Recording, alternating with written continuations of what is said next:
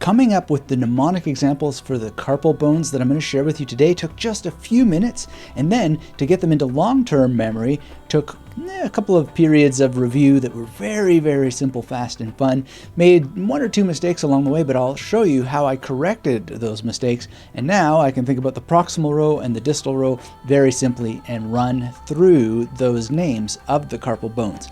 So let's start with the first one, which is scaphoid, and the mnemonics that I use. So what you see here on the screen is Scarface, Al Pacino, the great Al Pacino as Scarface for that ska sound, and he's actually dancing to a ska band, and then he's with the android Data from Star Trek. So android, scaphoid, Scarface, scaphoid, right there. And knowing this is in the proximal row is really just that simple, because we're going to place it right here in our minds. Now, this is also called the navicular, and the idea there to add on that second thing is just to think about them navigating to the lunate, right? And the lunate is right next to that, going towards the pinky on that proximal row. Now, when it comes to lunate, we can use some people acting like lunatics. That's a common medical mnemonic that you'll see, but I wanted to have it specific.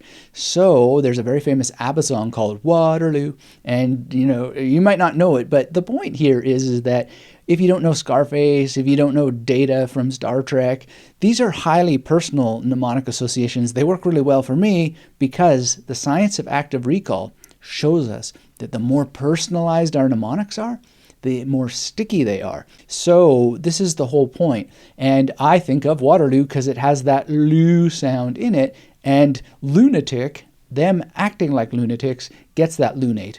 Now there's another little trick that I'll get into a little bit later that can also help form memories quickly that has to do with the 8 part, because that's going to come up again and again and again. And I would love for you to think more about how you can personalize your own mnemonics, and I'll give you a resource later that will help you do that. This is Dr. Anthony Metivier from magneticmerrymethod.com. If you're new here, get subscribed, hit that thumbs up, and let's carry on with the next one, which is the triangular.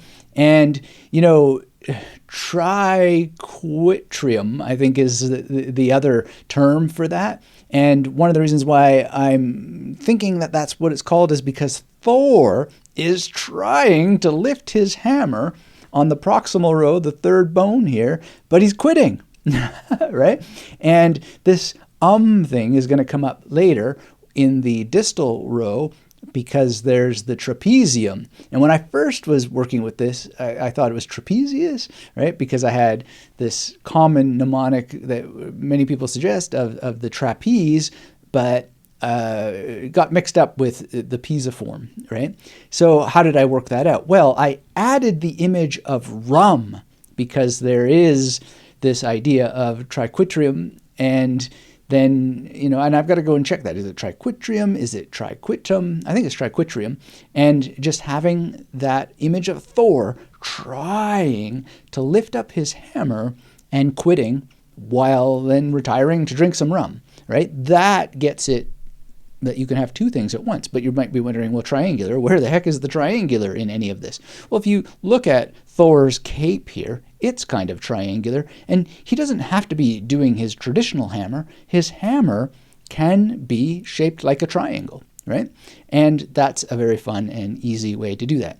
Now for pisiform, one of the things that I like to do to help make things personalized is think, who do I know that starts with P? And I was thinking about Prince, the musician, from the marketing of his soundtrack for Batman, or at least I believe it was the marketing for that. And he was roller skating. So I thought of him roller skating on a pizza at a farm, pisiform. And that's very, very simple. So now we've got the entire proximal row, and these you can use a memory palace technique, which I teach at magneticmerrymethod.com, which would be placing these images in different places. But you can also just use your hand as a memory palace and really think about these different locations.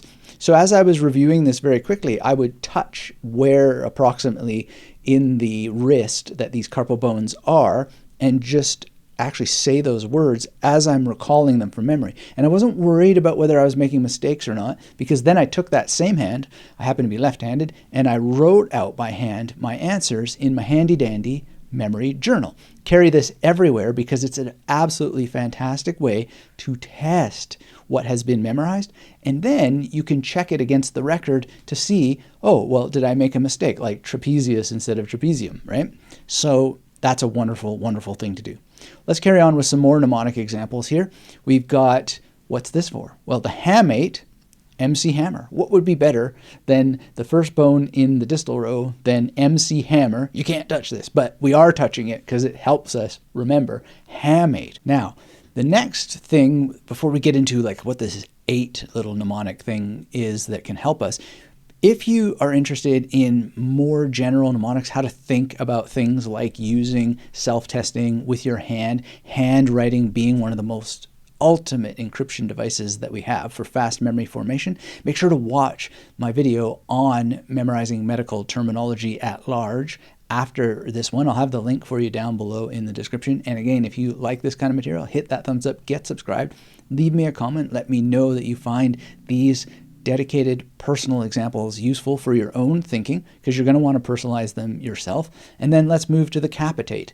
So I mentioned that 8 can be a kind of mnemonic helper, and it's like that ending using rum. And what that means is that 8 can mean that it's a noun in Latin, from what I understand. And just knowing that Latin works that way or can work that way creates a little mnemonic hook. Now, I'm not suggesting you go out and learn all sorts of things about Latin grammar, but just that little amount of knowledge already creates more mental connections. Now, there's 2 other things that you can do. One of which, especially for capitate here, is you could have Captain Crunch as your mnemonic image, which helps you form this memory, and then you have him eating in the past tense. So it is that Captain Crunch ate the capitate bone, and you could even add the number 8. So you have these multiple ways of attacking it. And it also can be helpful to look more at Latin. So from what I understand, capitate comes from caput. Caput is Latin for head. Some people say that capitate bone in the carpal bone system is like a head, and I can see that just based on this diagram.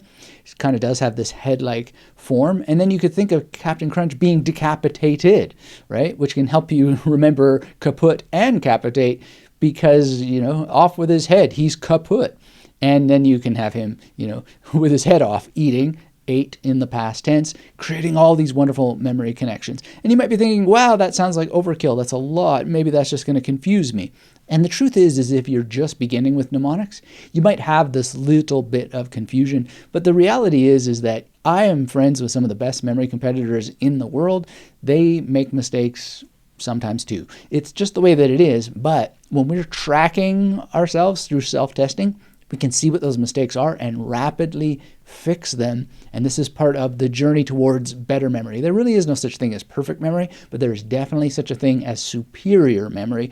And progress is always just trying to get better and having modesty about mistakes and then fixing them and moving on. Actually, there are no mistakes. There are only opportunities to learn. Now, another resource that I have for you that you might find very useful is just learning how to memorize prefixes and suffixes, which are very, very important and useful in medical mnemonics. So I'll have a link for that down below. I have a whole video tutorial for you on YouTube, and I know you're going to find it very, very useful as you start to grow your thinking about medical terminology. All right, so next we have trapezoid and trapezium. For trapezoid, like that with the pisiform, I try to think of a character whose name starts with P, P for pisiform, P for prince. Here I have Trey Parker, which has this TR sound. So trapezoid, he is reaching in for a Android phone. So we have the Android again, but this time it's not data, it's an Android phone, and he's reaching into the mousetrap. It hits him and he goes, oid, trapezoid, right? So that helps with that bone. And then we have trapezium, and you can just use Trey Parker again, and now he's on a trapezius. But here's where we, have to add this rum to make sure that we're saying trapezium, which is really, really important, or it may not be as important for you, depending on where you are in your medical journey. I mean, you might have other memory hooks already formed. But that's it in a nutshell. It's easy, it's fun, it's fast. The key principles are to personalize it each and every step of the way as much as you can. If you make mistakes, just come back, look at it, and think, okay, so what am I going to add here? And then if you want to add the additional terms like triquetrum, and you want to add navicular for the first carpal bone, the scaphoid, then you're going to have just, some additional things to add, and you can just add it right onto the original image. And I highly recommend touching that area in this case for the carpal bones. And you might not know exactly where they are in your wrist without an x-ray, but just having that general understanding. Now, what about proximal and distal?